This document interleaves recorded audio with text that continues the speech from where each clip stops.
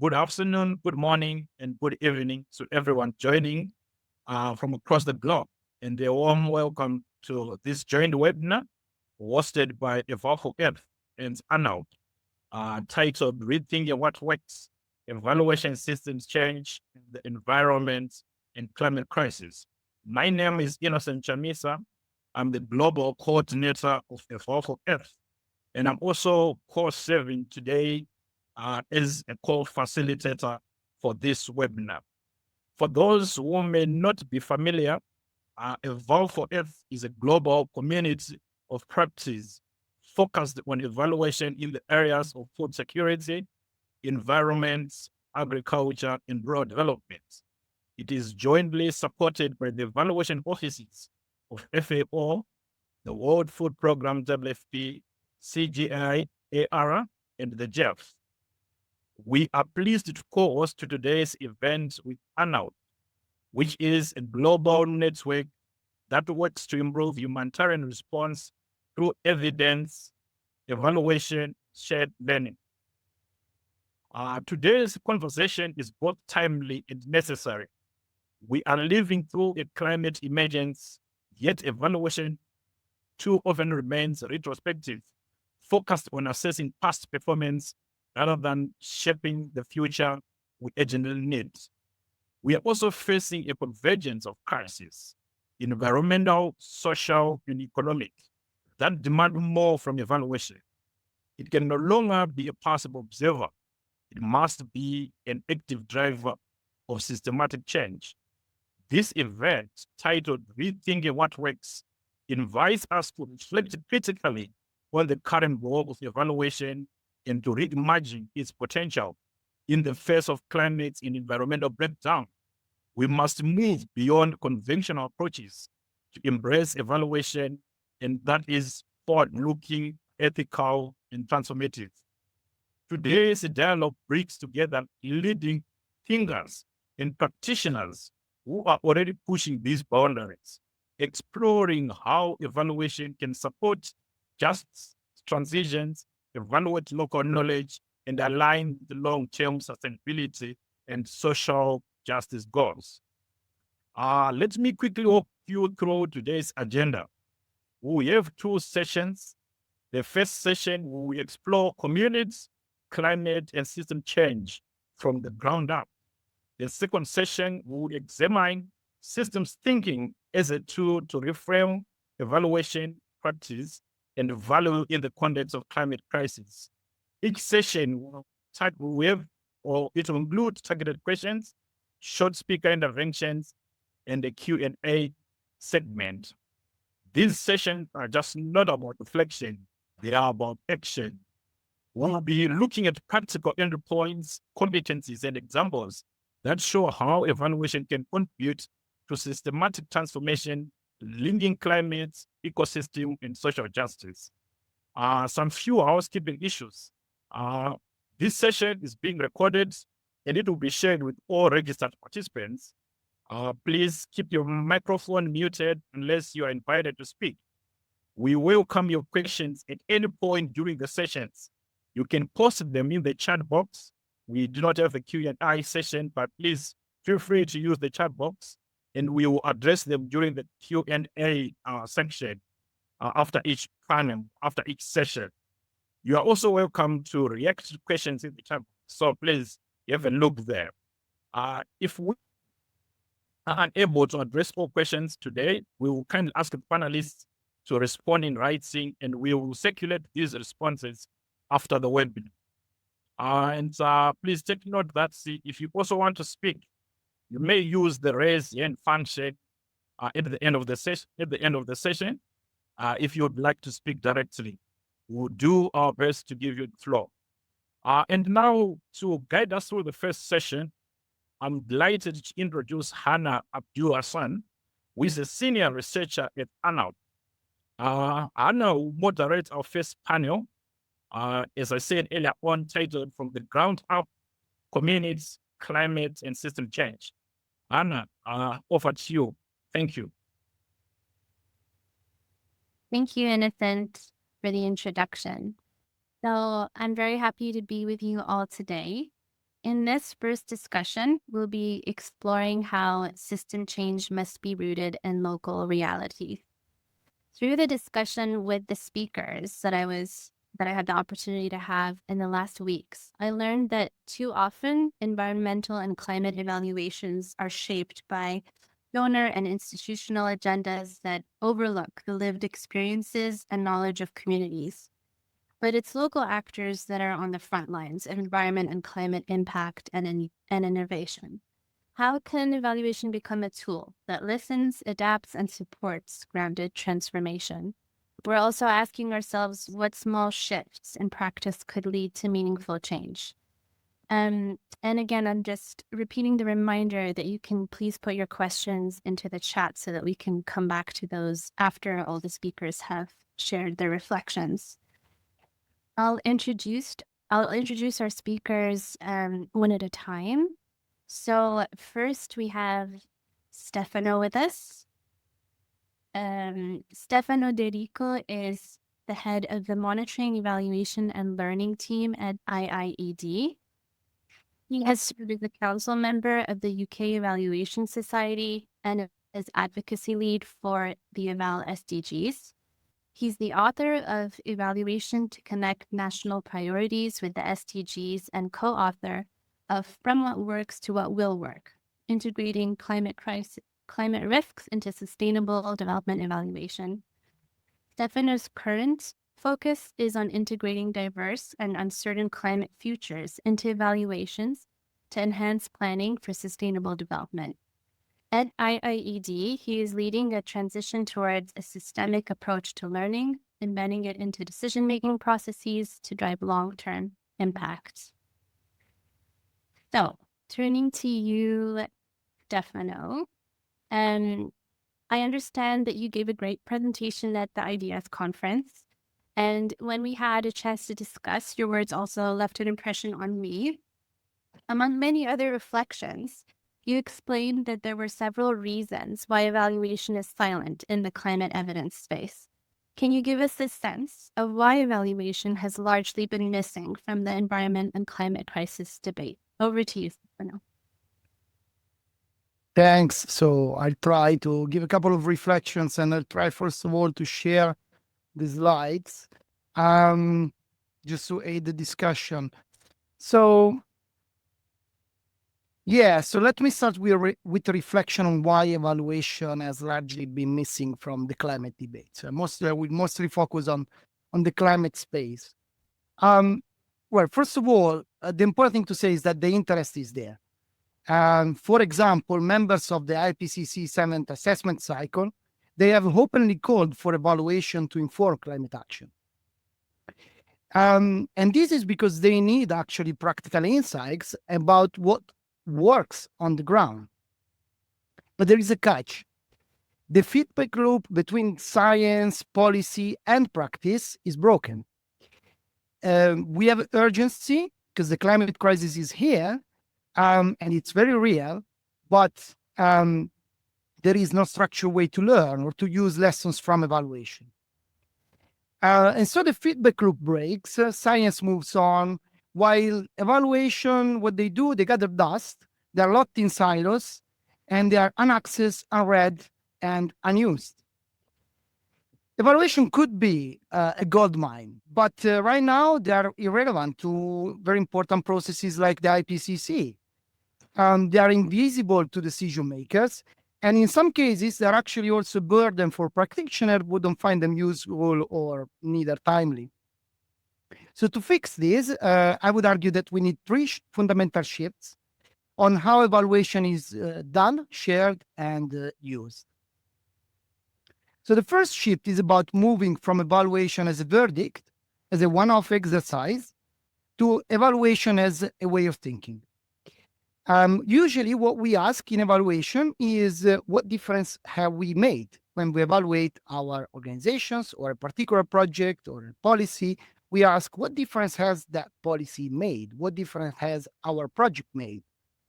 But that has a big assumption, and the big assumption is that we are making a difference.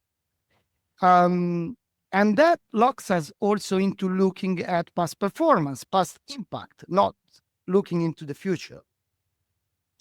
As a matter of fact, we have spent a huge amount of resources in conducting evaluation to actually prove public spending. And we have, spent very little to understand what is valuable for sustainable development. We have actually spent very little time in investigating alternative explanation vis-a-vis our own, the contribution of the project that we are evaluating or the contribution of the policy.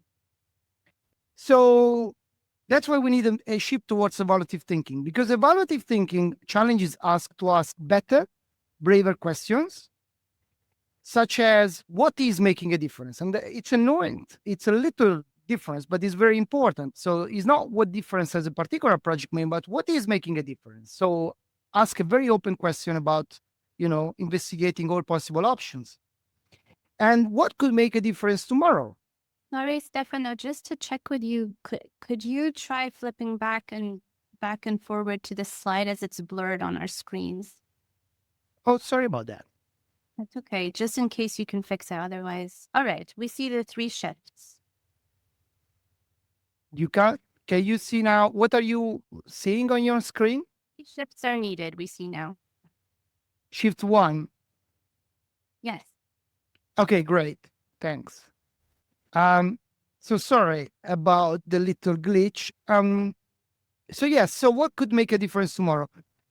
So what does this mean? It means surfacing our blind spots and trying to question our assumption and explore alternative explanations. So it's not just about confirming what we hope is true or what we hope a project is about. So evaluation shouldn't chase certainty. It should actually help us navigate complexity.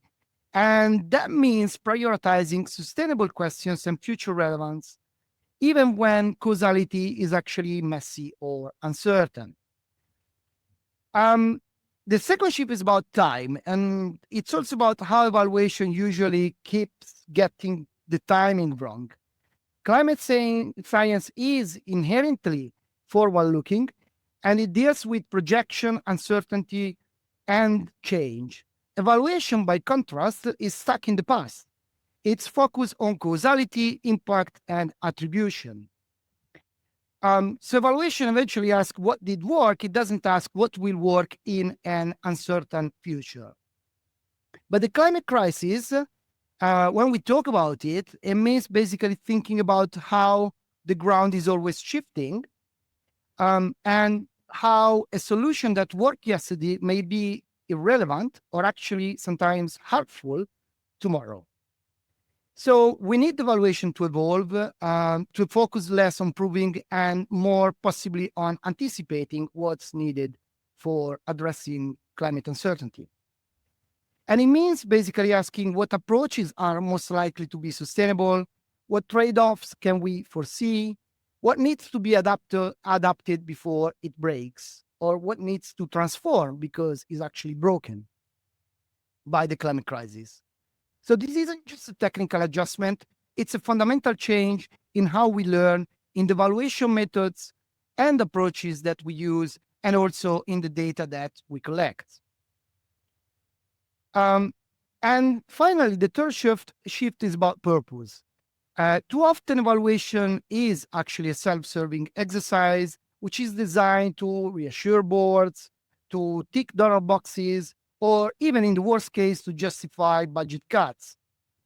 In the era of the climate crisis, we can't afford that anymore.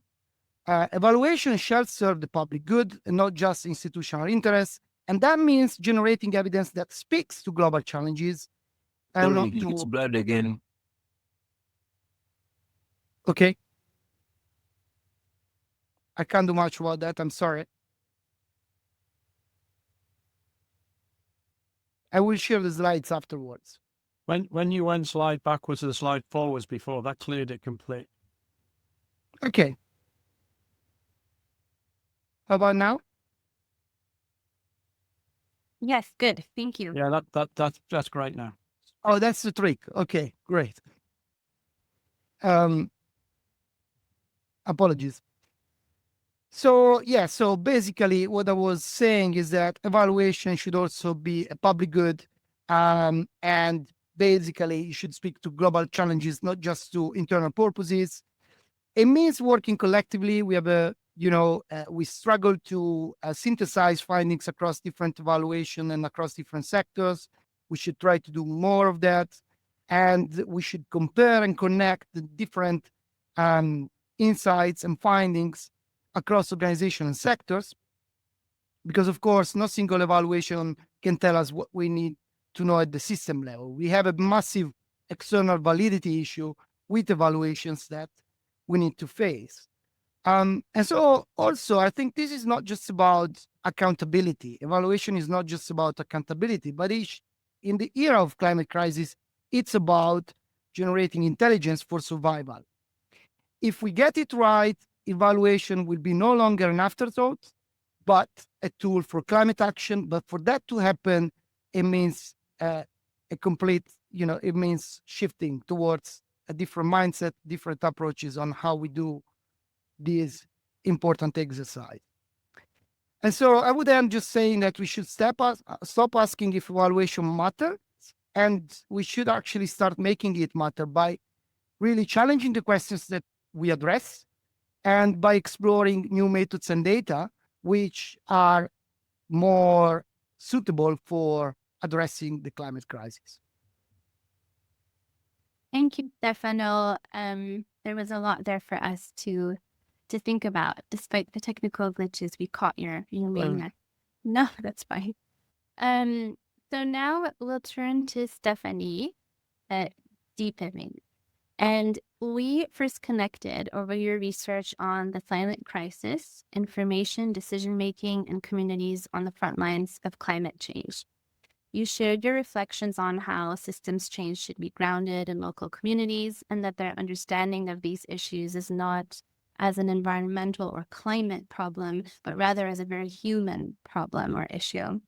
And based on this and your broader experience, can you tell us what you've learned about how communities understand and articulate environmental and climate crises, and how we can design evaluations that reflect these very human-centered perspectives and realities? Over to you, Stephanie. Thanks, Hannah. No small question there.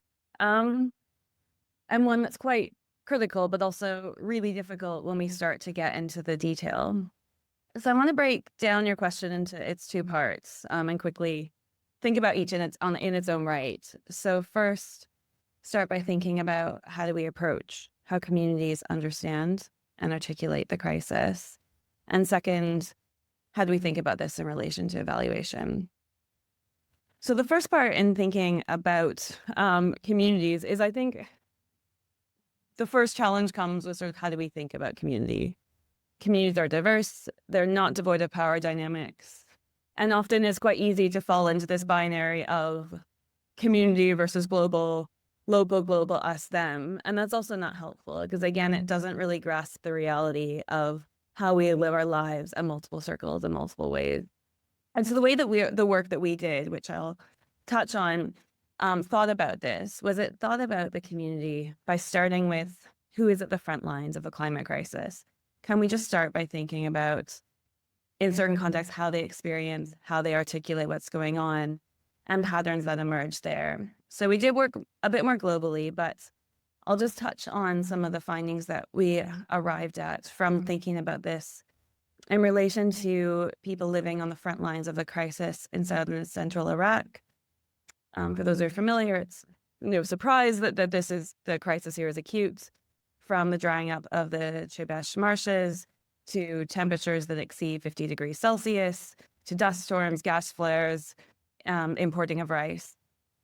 It's a huge crisis and it's very real. And so we did find that there were patterns that emerged in how the people we spoke to articulated the crisis. And I want to highlight just a few of those that I think are really relevant for this conversation here. The first is that the crisis was real. You didn't need to tell people or debate what the cause was. People knew what was happening, and they knew that this was distinct. So whereas they were familiar, for example, with the marshes drying up in the past, the causes this time were new, and therefore there was this sort of sense that of urgency that the crisis is real, and we need sort of help and understanding in how we actually deal with it, because there's an unprecedented nature in the causes, the sense that it is real. The second, that the crisis is complex. People spoke about humanitarian crises and climate crises in an intertwined way. It wasn't one or the other. They're also complex in that, as I said, they were both familiar crises, but also unprecedented. They were acute, but people also realized that they addressed sort of long-term livelihoods as well. And so there was sort of a grounded and complex way of understanding the complexity that I think will drive and sort of feed into also thinking about the sort of systems thinking in our evaluation. And then the sort of final thing that sort of came through was this sense of a desire for agency. People wanted to act. They wanted to stay in their homes, but also a hopelessness, and a hopelessness that was also tied to how they understood the way in which the climate crisis was being addressed. So a sense that people were not, politicians, NGOs, the international community was not seeing what was going on. There wasn't that two-way communication and sort of to the front lines. People weren't visible. If they came, they never came back. And the second sense was that a very strong critique of the high-level conferences. There are high-level conferences happening in Iraq at the same time. They were not linked up to what was going on the front lines, and these sort of very acute, within weeks, changes that people were experiencing. And so from that, there was a sort of sense of a desire for agency, a strong sense of hopelessness, but also an understanding of some of the complexities and the way that livelihoods and climate are intertwined and require more complex solutions and new solutions. And so from that, then, moving quickly, what does that mean for evaluation? That's all sort of, it's profound in its own way, but how do we tie this to these evaluation conversations? And I want to suggest that there's sort of 2 points, one pragmatic and one radical approach. One on the pragmatic way, thinking about how we do evaluation, the approach to two-way communication, who's involved in it, under what conditions, the sort of localization of evaluation in a meaningful way is something we need to really engage with, and how we do it matters. The second on a more radical front, and I think this speaks to some of what Stefano was saying, is there's multiple forms of accountability. Accountability to donors is not the same as accountability to communities. Evaluation primarily is often about accountability to where the money comes from. And I wonder if then it's ever capable of playing that role of accountability. Do we need to transform evaluation, or do we need to separate out the conversations about accountability from the conversations about evaluation?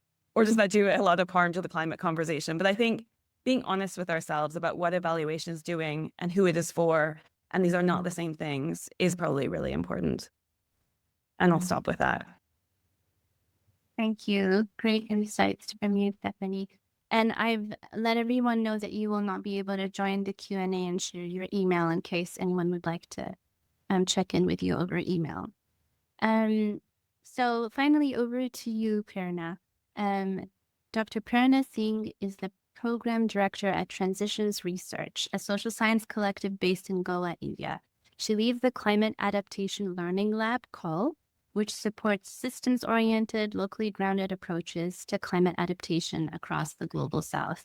She also leads the Tracking, Learning, and Sharing initiative of the Adaptation Research Alliance, collaborating with over 260 member organizations to generate actionable insights for equitable and scalable adaptation. Her work focuses on embedding community knowledge, rethinking success metrics, and designing learning spaces that reflect complexity and context. She has a background in participatory research, a doctorate in systems resilience, and she works to bridge the gap between funders, researchers, and grassroots actors in climate research action space.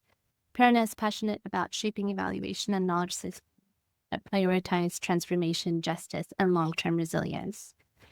So, as you know, I attended the recent webinar that you were involved in, Prerna, on harnessing collective knowledge, advancing adaptation research and action through tracking, learning, and sharing around extreme heat, based on the journal, I believe, of the same name, where you shared a very compelling message and a call to action to bring Global South evidence to the forefront. Can you tell us more about how evidence production can center community knowledge and lived experience in climate and environmental evaluations, especially when you're working within very rigid donor frameworks? Over to you, Prerna. Thanks, Sana. Very excited to be here. And I think on how can evidence production center community knowledge, first, communities need to be engaged right at the start in defining what does success look like when we talk about adaptation. And as Stefano previously mentioned, and Stephanie mentioned, adaptation is not a siloed phenomenon. It happens, it's deeply integrated with development goals, health, livelihood, safety. And and we're also seeing the conversations in chat here, and it's very much place-based. And the people living in that place are best suited to define what does a successful adaptation in their context means.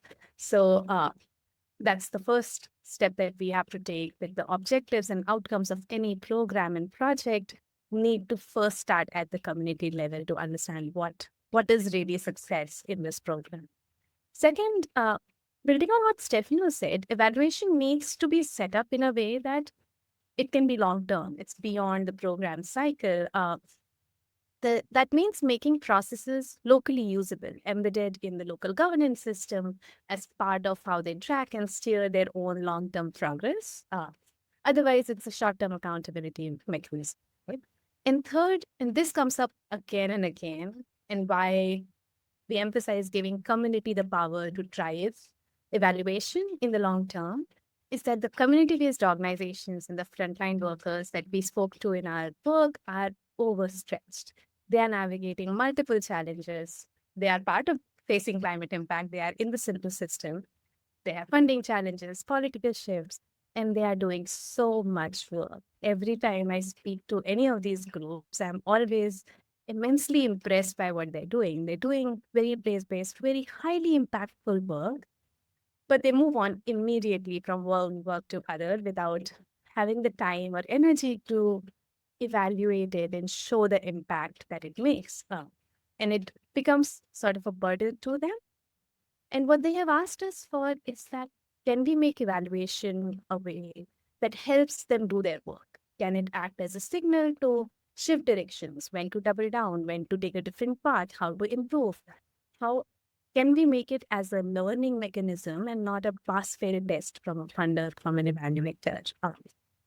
At the same time, many have asked for support in making their impact visible this way, from alliances like ARE and GIP. Can we play a role in developing a shared evidence system that reduces the burden and amplifies many of the grounded communities' work? And I sit on the fringes of the evaluation community, probably a lot more in the adaptation community. And I agree. I think this is where the evaluation community can really come in, not just as external reviewers who give a grade, but as partners that help to build these systems that are useful beyond accountability to these organizations, and then can be embedded with the community to be evaluated in the long term. So not while there is a lot of tension at times with on-ground organizations on evaluation, they're not looking to discard it. They see the value of it, but they're really trying to figure a way out of, can it be aligned that it helps them make their work more efficient? They have so much work to do, and they're doing so much work. Is there any way we can make this process useful and beneficial to them beyond accountability? And if we can figure that out here, I'm really curious to hear from the evaluation community on ways that we can do this. But I'll stop there. Thank you very much, Prerna. So now we'll have a quick rapid round of responses. We still have Stefano and Prerna with us, but Stephanie had to leave earlier. So again, her email is in the chat. But now I'll ask both of you the same question. Based on your experiences and our discussions around some of the big and small actions that can be taken now, today, by various stakeholders, some of which may even be in our audience, hopefully, can you each share one practical entry point for bringing systems thinking into everyday evaluation practices? And maybe we can start with you, Stefano, and end with Prerna. Over to you. Yes, thanks for the question. And I think, linking to what Prerna said, I think the local element is so important. And so to understand, the local we really need to understand stakeholders, how they relate to the evaluand, to what we are evaluating, and how they actually their action influence the whole system. So we know that first of all, what you do in order to understand a system, you do a rich picture of everything that is going on in relation to a particular evaluand. Then I think the other second entry point is to understand how the different stakeholders relate to this rich picture. What are their interests? How they are acting in such a system, and then building from there, you can actually understand their different viewpoints. And in that, I think something that we don't do very often. Well, we try to do. I mean, I think we write a lot about doing participatory evaluation and engaging communities and trying to understand their viewpoints in relation to a particular system challenge. But actually, in practice, we don't do that very often. We tend to actually more,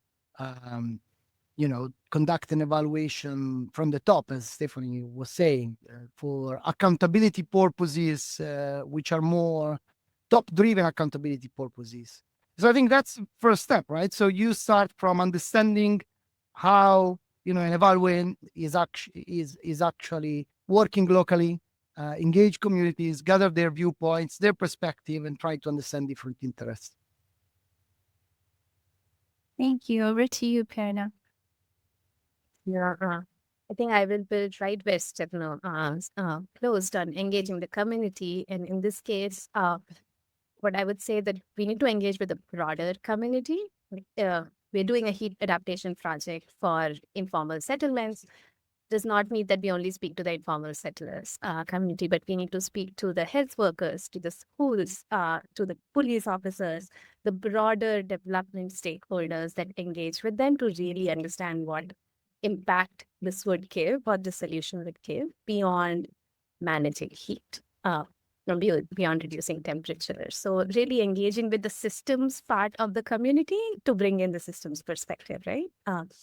Another practical entry point is, as I mentioned previously, to embed these evaluation metrics and outcomes to support the program development itself, to support the adaptation strategy. Can we embed a metric within the awareness campaigns that they give, a trigger point that leads to driving an awareness campaign to the community, or integrating it into early warning systems, so that evaluation doesn't sit on a shelf, but actively supports what's the next step by those who are delivering these adaptations. And the last point I would say is to the funders or to the ones who are creating the evaluation to really co-design these indicators with the communities. And funders have acknowledged that this really makes evaluation more grounded and does what it's supposed to do to actually get on-ground impact. So a co-creation of program process before it goes into the implementation phase with the community is very critical, very, I won't say easy to do, but is a practical first step. Great. Thank you for those quick responses. Helpful for people to find entry points into this work. So now we're going to open up to a slightly wider Q&A session in case there's other questions members of the audience would like to ask the two of you. I did note down one from Angelica Fleischer. Apologies if I'm mispronouncing names. She thanks you, Stefano, for the presentation. Could you share some examples of methods and data? And you had responded in the chat. Methods and data that we should be looking at. Anything to add there while we wait to see if anyone else raises their hand for a question? And if I've missed anything in the chat, please flag it to me, members of the audience. Yes, no, thanks a lot, Angelica, for the question. And I think, this is a super important one. Equally, I think that it's a very difficult one to address in the very little time we have. So I can mention a couple of examples, but this probably deserve, a whole kind of stream or parallel session at the conference. But some of the examples, I think, so if we think about climate science is about projections and is about actually trying to understand the uncertainty. and understand different scenarios, because you may have different scenarios depending on how how hot is going to be the future. It also means basically dealing with the unknown, meaning that there are things related to the climate crisis which we can't really know. So some methods that are used, well, in climate science, projections is used, and so data driven projection. There is foresight, which is more about actually imagining different futures in groups. So trying to actually come up with different options according to different scenarios. There are more generally, in terms of data, we could use a much better, we could make a much better use of the many options we have at the moment to mix different types of data from, for example, GPS data on climate and environment, to participatory data, more qualitative, but to gather the different experiences and knowledge the community level. So, for example, one of the big things in climate science is how to actually address traditional and indigenous knowledge, because these groups have great knowledge that is actually sometimes much deeper than GPS, data, but difficult to use these information, because basically it doesn't have the same value of what is considered more scientific. Even if these communities are actually living in some places, they know the environment very well, and so they have a much deeper knowledge of some issues and how the climate is affecting their environment. So there are many ways to address climate uncertainty. In the guide, from what works to what will work, we do exactly that. We mentioned quite a few different options in terms of methods, in terms of the different data sources that we should start using. There is also another interesting publication from IIED Europe as part of the project Pathways to Resilience, which presents a resilience maturity curve, where basically we are mixing scorecard based data, so gathering self-assessment data from local authorities and putting it in a matrix with different different types of crises that can be faced by those communities, and those are ESPON data, so are like GPS based data. Basically, the message is always the same: mix different sources. But I think what we need to do more is looking at the future. So, we need to actually start understanding what different options are out there. And in order to do that, we need to look for sign of the futures in the present and better understand where we are with the climate crisis. Thanks very much for that. So I do see one other question in there from Dirk Hoffman. You're referring to Ian's question. I'm not sure I saw a question from Ian, but your question, or your you would like to get thoughts on how country-led evaluations are playing or might play a role in bringing local or indigenous knowledge and value systems to the fore, linking local and national levels in evaluation. So I'll open that up to both of you. Prerna, if you have any thoughts on that, or also Stefano, you're welcome to go ahead. Sure. In terms of how they're doing it right now, I would say not very effectively. Not much at all. At least in the Indian context, I can say that they're not. The evaluation does not consider local indigenous knowledge systems. How they do it? Yes, I do think that country-led evaluations can play a huge role in actually surfacing these local knowledge systems and linking that local adaptation narrative to the overall national level.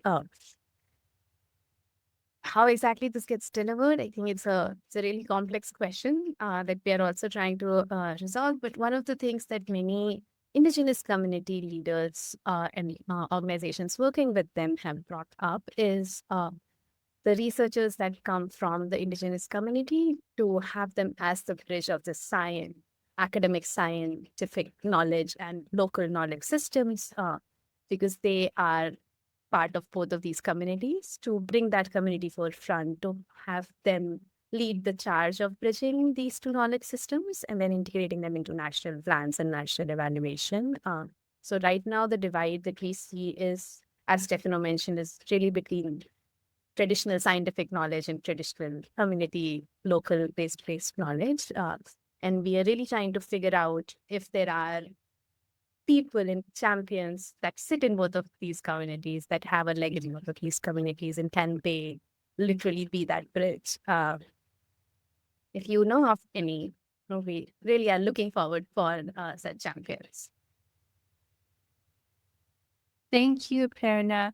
I'll just put out one more question/comment that in case either of you want to look at that, I think you have an answer to it to some extent as well. But Renee Anthony Gomez is saying grassroots culture and beliefs from regional locations. Sorry. So how do we craft, contextualize, and link with systems thinking, evaluation, and also mainstreaming evaluative questions to each specific and unique society, the do's and don'ts in relation to climate, food sufficiency, and other related thematic areas? And I see that Dr. Ian has shared a paper on that. But if you have any closing thoughts before we move forward, you're very welcome to share any now. I mean, there is a lot to discuss there, and I would love to hear actually Renee's point as well and read Ian's paper. I guess very quick from my side. I think it's about, to me, it starts with questions. So, for example, in evaluation, we tend to have an unbalanced focus on impact, attribution, causality, contribution. But then the question we never ask is this what actually community want to know? Is this, what are the questions that the communities themselves would like to explore? Do communities really want to assess very precisely, either with experimental methods or with very fancy new methods like process tracing, which have worked on quite extensively, but do they want to actually really assess contribution or attribution? Is that what they are so interested? Maybe communities have got other interests and they have, basically facilitating the creation of value judgments is not just about assessing causality, in my view. It's about actually understanding what value means for different groups. And I don't think we do that enough with community groups. Great, thank you. So, of course, speakers are welcome to keep engaging with you in the chat, and you're welcome to keep putting questions, but that's all we have time for in this round. So we'll move on to a video that we have for you. But first, thank you for all these great insights, Stefano, Prerna, and also Stephanie, who was with us earlier. I think we have some great takeaways on the importance of enriching this space with evaluative evidence, grounding it in local realities and knowledge, and applying future thinking to our evaluation practice, always keeping in mind what's important to the people at the center of all of this. Now we'll have a short video from our colleague, Sarah Garby, who wasn't able to join us today. She's a research fellow at ALNAP. Her video gives us a sneak peek into ALNAP's upcoming updated OECD DAC evaluation criteria guidance for evaluating humanitarian action and its specific treatment of environment and climate crisis as a priority theme. So we'll play that for you, and then we'll move on to the second discussion.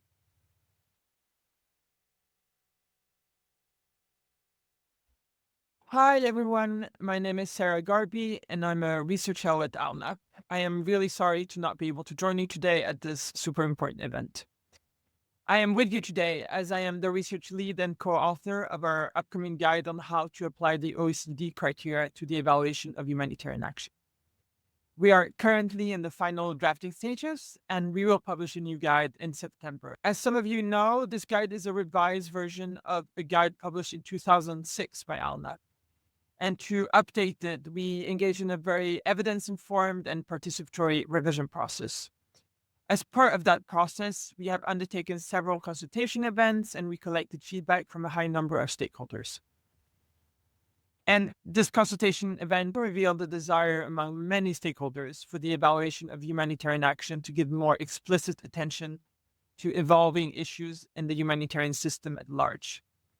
As authors or co-authors, we believe that the utility of the evaluation of humanitarian action can be enhanced by addressing areas where changes are needed at system level.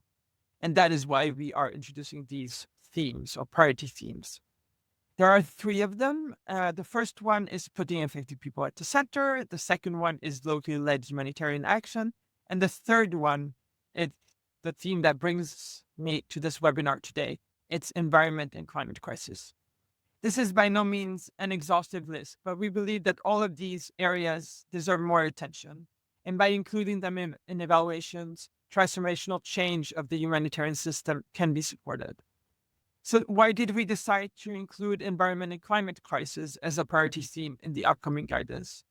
We believe that considering environmental factors in humanitarian action and minimizing negative environmental impact is very important at this point in time, in line also with the principle of do no harm. We believe that evaluation has a role to play in this area. Evaluation can hold the humanitarian system to account if the way it operates contributes to the climate crisis. Evaluation can also support learning in this area by providing evidence on the consequences of the climate crisis on the humanitarian system. And evaluation can support learning on mitigation measures. We believe that even when the environment and climate crisis are not explicitly addressed in humanitarian actions, these aspects can be included in evaluations. In the guide for each priority themes, we propose areas of inquiry that cover different levels at which the priority themes can be evaluated. One of these is the importance of considering local and indigenous knowledge and practice. This means exploring if the humanitarian response is adapted to the local context and valued an integrated local and indigenous solution when it comes to environment and climate crisis.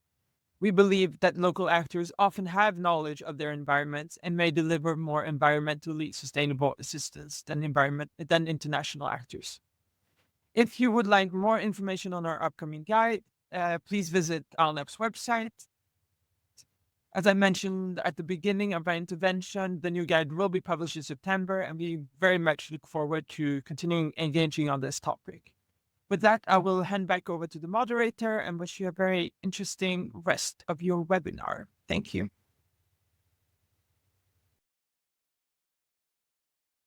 We now move into the second session, Beyond Business as Usual, System Thinking for Climate and Environmental Evaluation. As we all know, climate and environmental crises are not only accelerating, they are becoming more interconnected, more unpredictable, and more urgent. This complexity demands more from evaluation, not just better data, but better thinking. In this session, we'll explore how a systems approach can help evaluators shift from static linear models to adaptive, transdisciplinary, and future-oriented practices, linking environmental stability with social justice and long-term resilience. To help us unpack all this, we are joined by 3 outstanding speakers with deep expertise in this space and field. I'll introduce our 3 speakers at once. I'll start with Dr. Ian Goldman, President of the International Evaluation Academy, with decades of leadership in evidence systems and evaluation policy, including for South Africa, just energy transition. We are also joined by Neha Sharma, who is knowledge and learning lead at the Adaptation Fund, with over 15 years of experience advancing climate evaluation and results-based management across institutions like the World Bank and Climate Investment Funds. And we also have on this session Scott Chaplow, an international specialist in strategy, system thinking, and capacity development, and a long-standing contributor to ALNAP and a co-founder of the International Evaluation Academy. Dr. Ian, Neha, and Scott, thank you and welcome. So let's get into our conversations. To open up the discussion, let me start with Dr. Ian. Dr. Ian, from your perspective, what can be done to systematize concerns about climate and environmental crisis or polycrisis in evaluations and evaluation systems? Dr. Ian. So, hi everybody. Good to be here. So I'm just going to show a few slides. I want to start off by just signaling the extent of the crisis that we face, and it's way beyond climate. It's the term commonly used as polycrisis, with its political, social, environmental, equity dimensions. And the point is that underlying it is a hegemonic economic worldview of growth, which is completely impossible to sustain within the carrying capacity of this planet. So we have to change our values and our mindsets if we're going to survive. And what I want to show here is that evaluation has a key role to play in learning about how we can get the system change, but we need to change these mindsets, and we need to be able to change evaluation in the process. The Academy is exploring this through work using an approach called the 3 Horizons, and there are a number of people on this call, including Scott and Zenda Ophir and Ian Kendrick Matodzi, who are involved in this work, Sonal Zaviri, where we're looking at the potential for evaluation's contribution to addressing the polycrisis using this 3 Horizons model. And we've done a survey of key thinkers and activists around using evaluation. We've done collaborative analysis with a whole group of people testing the analysis. We've tested this at a variety of events and refined. And I'm going to give you a snapshot of some of the things that are emerging with this. And we're going to be collaborating with partners on taking forward areas of work, building on existing transformational initiatives, and we hope informing Eval Agenda 2, and I see that Khalil Bitar is on this call.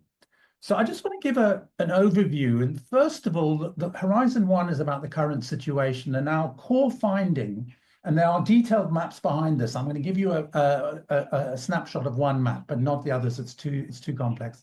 So the core message emerging about Horizon 1, the current situation, is evaluation is not effective in addressing or voicing the deepening polycrisis and the transformations required. And Horizon 3, which is the aspirational future we want to get to, is in 10 years' time, is that evaluation is addressing the polycrisis both systemically and systematically. Evaluation is used across policy and organizational cycles. It's a core competency and continues to evolve, and it's valued by wider society. So moving from it's something that's done at the margins to something that is informing the way we manage our lives and our programs in a systematic way and at different levels. And in order to get there, we have Horizon 2. And what the core message there, and I'm going to give you a bit of a snapshot of this map, is people are engaged with or inspired by evaluation are leading and taking the power to change the evaluation field, to transform social and ecological systems for a just and regenerating planet. So what does that actually look like? So this is an example of the detailed map, and the sort of phrase I mentioned is in the middle of this circle here: people engaged with or inspired by evaluation, etc. And there were 4 elements about systemic leadership. So, for example, we are working with Eval partners and IOCE to try and see how we can bring in this perspective to try and influence the way evaluation emerges, to redefine the goals away from growth towards new measures of well-being, where there is growth for some, for the poor, but there's not growth, there's degrowth for the rich, where we're able to, within what's currently, of course, a very socio-political environment with many negative characteristics, that we are able to dream a dream. We are able to dream of a future which is regenerative. And we have active groups working on this, taking forward many of the elements that are needed to bring evaluation to make the contribution that's needed. And for that, we need to transform values, mindsets, and competences. And bring in regenerative mindsets and values. So it's not just about building capacity, it's about building different approaches to the world, which can help to create a different future. And we also need to be changing the centers of power, decolonizing and repositioning evaluation in centers of power to focus on the learning needed to address the poly crisis. And we need to reposition evaluation practice to strengthen the transformational awareness and respond to the poly crisis, and work in the civil society, work in government, and work in the private sector. And I'll mention something about that in a minute. And then there are areas, technical areas that we need to bring in, strengthening practice using systems approaches, using technology, using foresight, and strengthening, as was mentioned a lot in the chat earlier, about how do we bring in local North and South knowledge and voice in a very strong way into the evaluative process. So we're going to be exploring these. So we're going to have a webinar in June where we're going to go through all 3 maps in some detail, and hopefully some of you will join us. We're also working on a special edition of the Journal of Multidisciplinary Evaluation, where we're going to explore in a set of articles what some of these transitions and transformations need to be. And then we will have this webinar in June.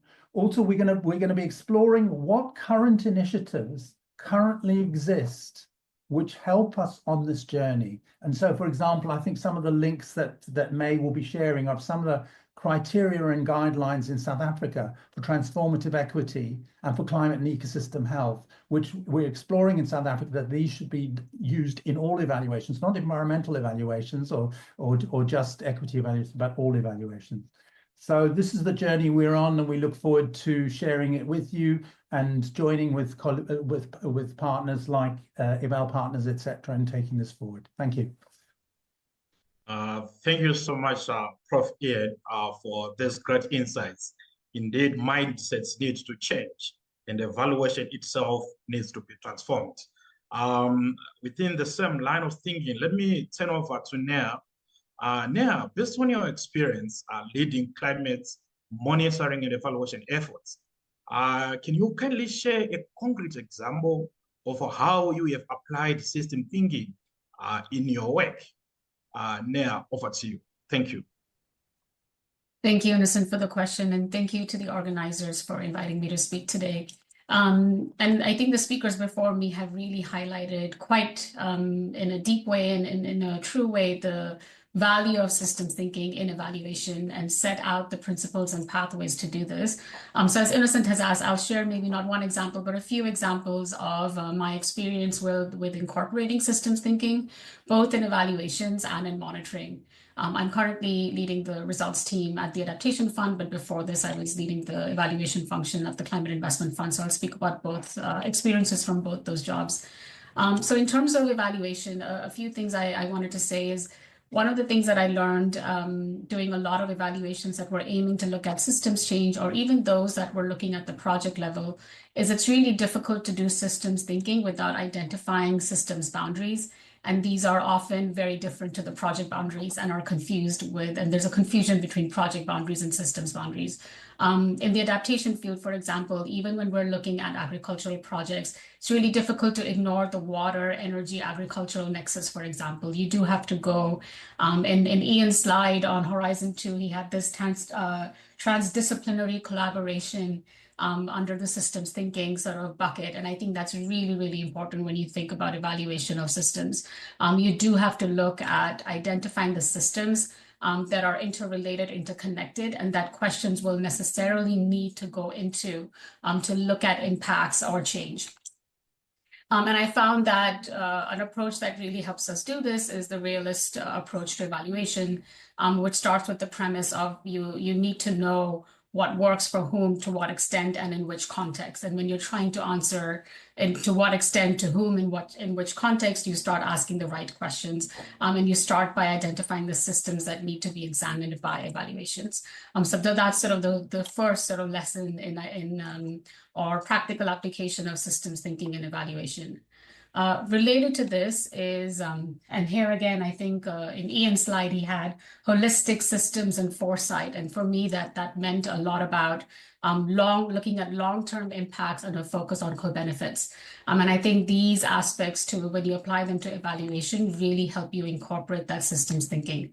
So you're not just looking at climate benefits or development benefits, but the intersection of both environment, the impact on the environment, on markets, on socioeconomic well-being.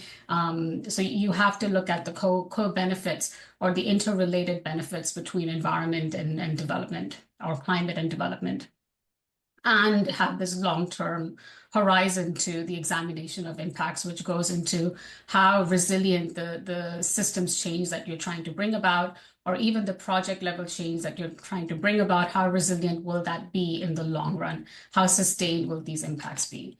So that would be the second sort of bucket of approaches that help incorporate that systems thinking in evaluation. The third, I'll say, is the use of signals versus standardized indicators. We did that a lot at the Climate Investment Funds. We had a whole framework on transformational change that was built around signals of change. And the difference between signals and indicators is primarily that signals are context specific, and hence they're determined in a participatory, in a collaborative way.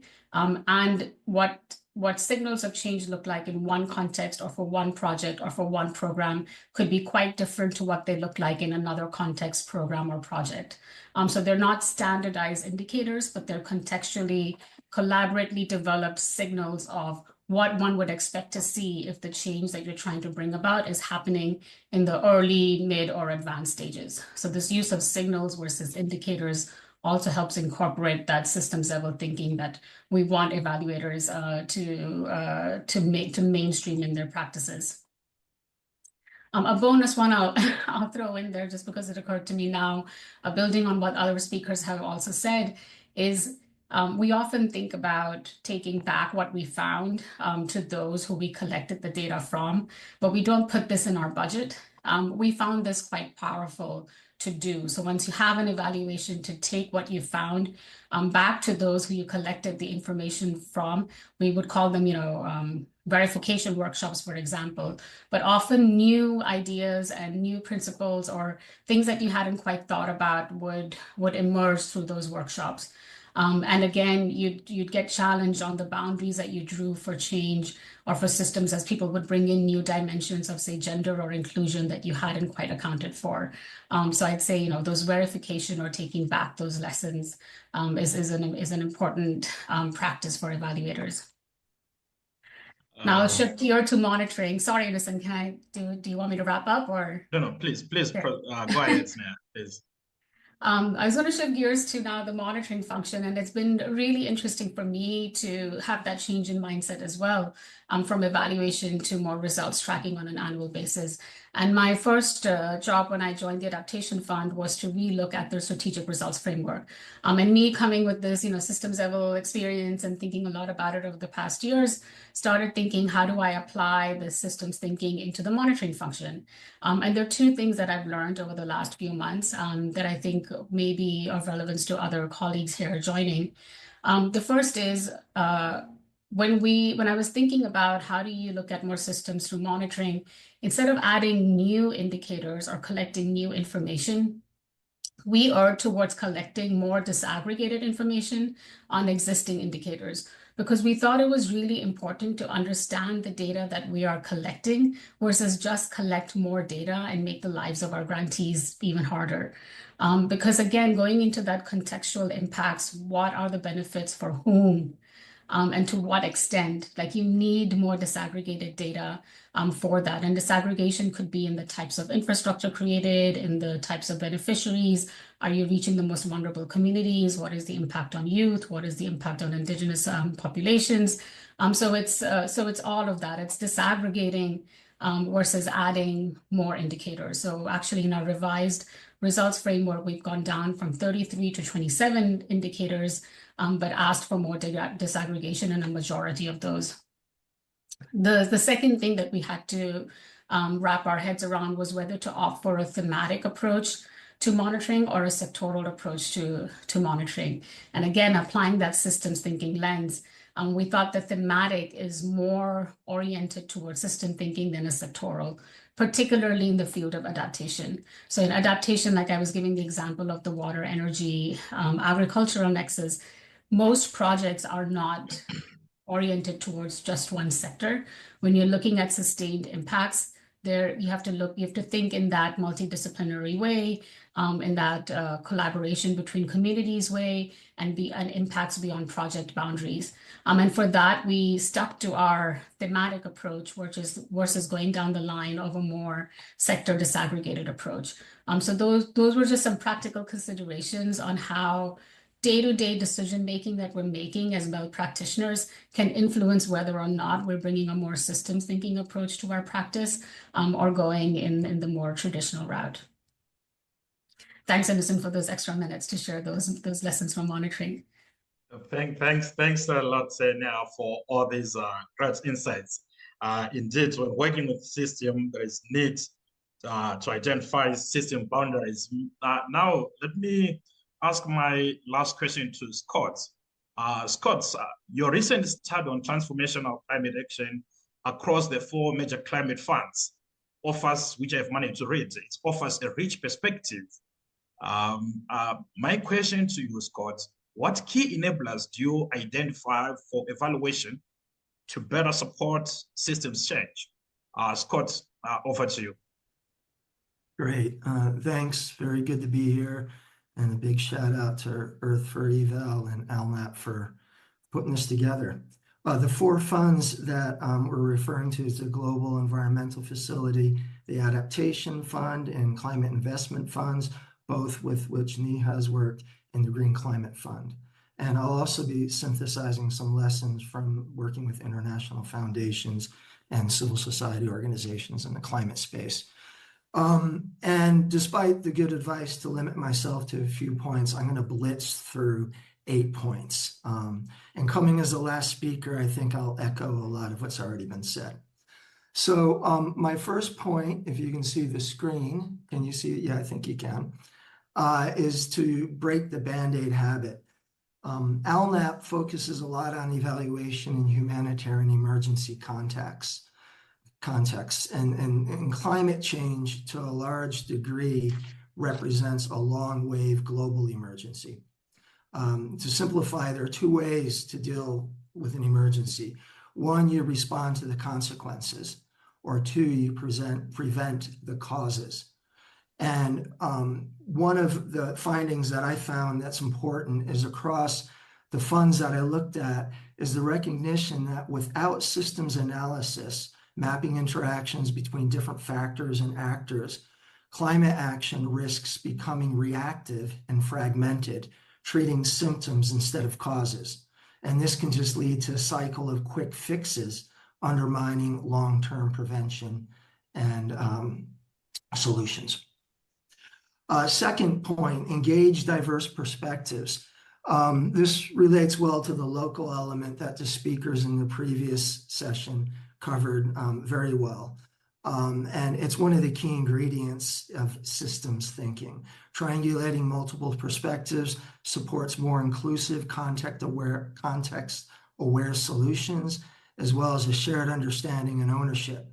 And it requires robust actor analysis. I say actors and not stakeholder because it's more than just those who have stake in the system, but those who can influence the system. Next one, evaluate outside the box. We need interventions to be accountable beyond predetermined results in the discrete project and program logic models and theories of change and their KPIs, key performance indicators. And we need to the accountability to go beyond that to include the broader system in which the intervention operates. And this relates to the signals that Neha just spoke to and their adaptability to context. System evaluation must capture unintended consequences, both positive and negative, and system-wide effects that affect long-term impact and sustainability. And I think a related ingredient to this is using or adapting our portfolio approach, which is, again, very similar to what Neha was speaking about, a thematic approach, where you're assessing systems change across multiple interventions, projects, and such, revealing patterns, synergies, and learning from that goes beyond just fixating on discrete projects. The fourth point, evaluating throughout the intervention cycle, life cycle. Many people often think we evaluate things that have already happened, and we shouldn't forget that evaluation includes an opportunity to do ex-ante evaluation, which informs the initial assessment and the intervention design. And we shouldn't also forget not just final evaluations, but ex-post evaluation, which provides evidence on long-term system-wide changes. And of course, there's formative evaluation, real-time, and evaluation that happens during implementation as well. And those are important points to embed systems thinking throughout the intervention life cycle, rather than just at the end. Another point, number 5, tailor the evaluation framework. No one size fits all for systemic evaluation. Evaluation framework should be adapted according to the unique operational and organizational context. And the funds that I looked at, each one had their own unique framework. And one of the important commonalities among them is none of them aligned exactly with the OECD DAC evaluation criteria. It's worth knowing that the OECD's own understanding of their criteria is that they're, quote, not particularly useful tool for descriptive analysis of transformational change or systems change. Number 5, avoid the attribution trap. Follow the contribution path. Attribution analysis is often unrealistic in complex systems like climate change. As the saying goes, not everything that can be counted counts, and not everything that counts can be counted. Rather than providing definitive causality, contribution analysis builds credible evidence of impact. Adopt a futures lens. As Stefano mentioned, and from what Ian shared with the 3 horizons, systems evaluation should consider not just the different levels in the systems, but the different time horizons. One thing that we know about the future is that the systems in which we operate are not static. They're going to change over time. And the field of evaluations, not a stranger to forecasting, which uses historical data, statistical analysis, and quantitative modeling to predict future outcomes. But foresight analysis does not seek to predict a single predictable future, but instead explores a range of possibilities. And this helps evaluation better identify assumptions, anticipate, monitor, and respond to change, and support adaptive management. And lastly, embed systems thinking in evaluation capacity development. And this is a lot of what I've been working on, and it includes a diversity of different approaches. It's not just formal training or non-formal workshops. It includes online learning, social media outlets, peer exchange, communities of practice, informal and incidental learning on the job, webinars like this and such. So those are the 8 points that I wanted to identify, and looking forward to the questions and discussion that's going to follow. Thank you. Thank you so much, Scott, for such a detailed presentation in those 8 points. I see, quite a lot of contributions within the chat box. Maybe if I can ask our presenters to also maybe have a look in the chat box and maybe directly respond to some of those questions. But I will read one question from Lloyd Masomera. And Lloyd is saying, what are practical entry points for integrating systems thinking into evaluation design, especially when working with limited resources? I will pass it over to you if there is anyone who is willing to take this question from Lloyd. Over to you. I can respond. Sure. I mean, I think the first thing, and it links to Scott's point about out of the project box. We've got to start thinking in systems. We're just used to looking at this reductionist thing where we look at this little intervention, or even if it's a big intervention, but in relative isolation from the broader system of which it's a part. We've got to start looking in the broader systems and say, how are we going to bring about the transformations of those systems that are needed for us to survive? And then we got to think about, well, what are the evaluation questions we've got for that system, not just thinking about the accountability need for these particular programs and projects and whatever, which is the atomization of development, which enables us to see the wood and miss the tree, see the trees and miss the forest. Well, thank you so much, Paul, for that response. I hope this addresses your question, Lloyd. Maybe I can take one more question from Brenda. Lauren, I'm sorry if I mispronounced your surname. This one, Brendan, direct this question to Nia. So she says, Nia, I'm curious about the relative emphasis on monitoring versus evaluation for system change. Given Stefano's prompt earlier on shifting from a focus on what works to what will work, or what is working, that is as a way to sense what is shifting and how to build or connect or adapt accordingly, including from the perspective of stakeholders or communities. Quite a mouthful. Now, would you have a comment on this? Thank you, Innocent, and thank you for the question. I did respond in the chat, but I'll just maybe add to what I said there. That I do think the evaluation and monitoring functions need to work better together, and that both do need to be both accountability and future focused. I do see a role for MEL functions answering some of those accountability focused questions, because otherwise we wouldn't quite know whether we're spending resources in the most efficient, in the most impactful way. So I do see a role of MEL supporting answering questions like that. It's more at the start, as Ian was saying, and as I was saying in my intervention as well, like, where are you identifying? Are your questions narrowly focused on the project, or are they truly looking at the interconnectedness of the systems and the reality of the world that we live in? And I think that starting point needs to evolve better than it has in the past, and for not just program or large evaluations, but for every evaluation that we're doing. But I do see sort of that the value of that looking at past performance with the intention of influencing future programming. And I do see value in monitoring and evaluation functions working better together. I see a huge disconnect wherever I look between these two. And then related to your last question on how do you do this in a resource-constrained environment, I think communities are really effective.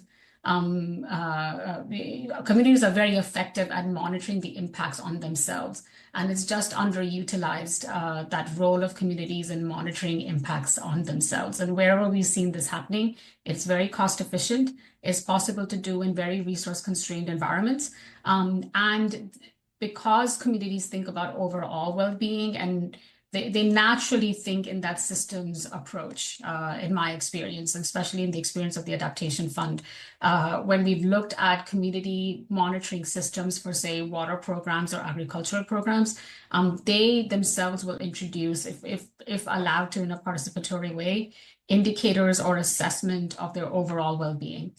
So I'd say the use of communities for monitoring is a very good use of resources and can be done in a resource-efficient way. Thanks a lot now for this explanation. Then maybe because of time, I might take one question from Marlene. I'm not so sure I will be able to address this one. She says, I know of Dutch government initiatives in which well-being was a key impact driving government programs. For example, successful governance of municipality means that citizens experience higher levels of well-being and happiness. Few of these initiatives survive. Then the question, what are your thoughts about what, where, among whom is demand for transformative evaluations and how to create demand?